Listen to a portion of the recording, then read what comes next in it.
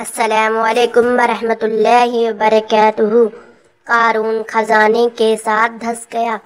کہتے ہیں قارون حضرت موسیٰ علیہ السلام کے چچا کا بیٹا تھا اور اتنا خوبصورت تھا کہ لوگ اس کو منور یعنی روشن چمکیلا کہتے تھے۔ اس نے حضرت موسیٰ علیہ السلام سے عجیب عجیب علم سیکھی تھی۔ اس میں سے علم کیمی یعنی رسائنک وگیان بھی تھا۔ جب یہ علم اس کو ملا تو اس کا مال اتنی تیزی سے بڑھا کہ 40 کھچر اس کے خزانوں کے صندوقوں کی کنجی کھینچتے تھے۔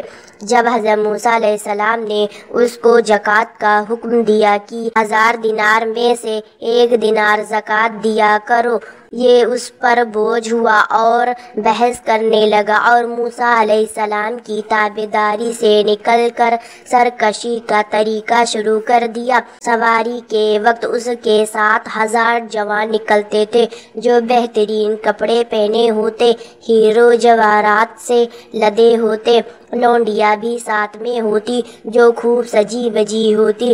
لوگ اس کی خوبصورتی دیکھ کر کہتے کاش وہ کچھ ہم کو بھی ملا ہوتا جو قارون کو ملا ہے۔ جب حضرت موسیٰ علیہ السلام اسے زکوٰۃ ادا کرنے کی تاکید کرتے تو وہ جاہلوں کو جمع کر کے کہتا تم لوگ بتاؤ، میں تو موسیٰ کی تابعداری کرتا اور ان کا ہر بات مانتا ہوں۔ لوگ کہتے کہ موسیٰ زکوٰۃ کے بہانے سے تمہارا مال لے کر اور تم کو فقیر کرنا چاہتا ہے۔ قارون نے حضرت موسیٰ علیہ السلام کو ذلیل کرنے کے لیے اپنے ساتھیوں سے مشورہ کیا۔ آخر ایک بدکار عورت کو تلاش کیا اور سونے جواہرات دیکھ کر اس کو اس بات پر تیار کیا کہ جس وقت حضرت موسیٰ علیہ السلام مجلس میں بیٹھے اور بنی اسرائیل کے لوگ وہاں جمع ہوں، اسی وقت مجلس میں آ کر اس کا اقرار کرنا کہ موسیٰ علیہ السلام نے میرے ساتھ زنا کیا ہے۔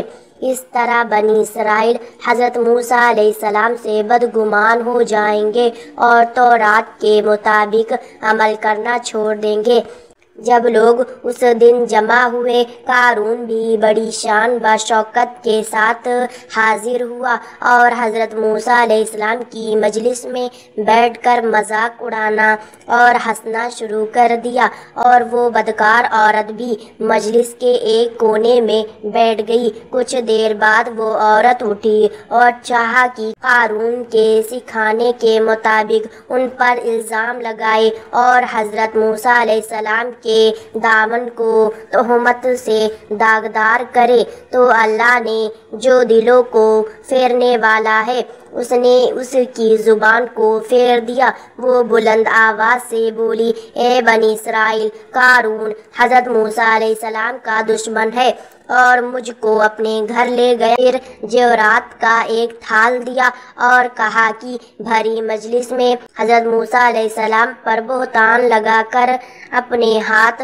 موسیٰ کے زنا کرنے کی گواہی دے۔ میں اب گواہی دیتی ہوں کہ حضرت موسیٰ علیہ السلام اللہ کے پیغمبر ہیں اور سچے نبی ہیں، اور میں نے جو برائی کی تھی ان سب سے توبہ کرتی ہوں، خدا مجھے معاف کرے۔ پھر اس نے کلمہ پڑھا اشہد ان لا الہ الا اللہ واشہد ان موسیٰ کلیم اللہ۔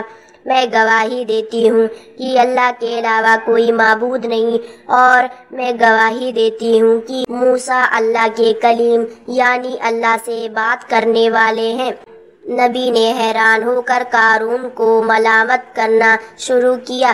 پھر حضرت موسیٰ علیہ السلام کے غضب کا سمندر جوش میں آ گیا۔ اسی وقت ممبر سے اترے، مٹی پر سر رکھ کر اللہ سے عرض کیا کہ اے خدا، تیرے دشمن نے مجھے تکلیف دینے کا ارادہ کیا تھا اور چاہا تھا کہ تمہارا رسوا کرے۔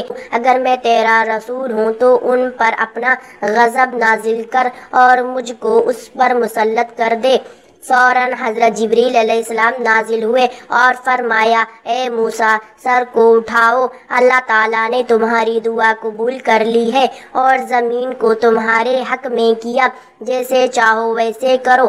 حضرت موسیٰ علیہ السلام نے سر اٹھایا اور فرمایا اے بنی اسرائیل، جیسے مجھ کو اللہ تعالیٰ نے فرعون پر مسلط کر کے کامیابی دی ہے، ویسے ہی اب مجھ کو قارون پر مسلط کر دیا ہے۔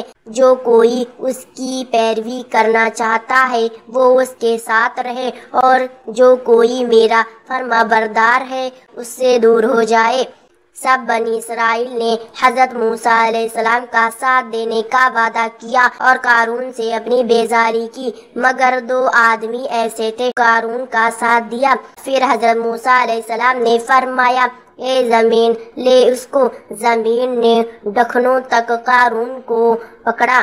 وہ بے وقوف مذاق سمجھتے ہوئے بولا اے موسیٰ یہ کیا جادو ہے؟ پھر حضرت موسیٰ علیہ السلام نے زمین کو حکم دیا تو زمین نے اسے گھٹنوں تک دھسا لیا۔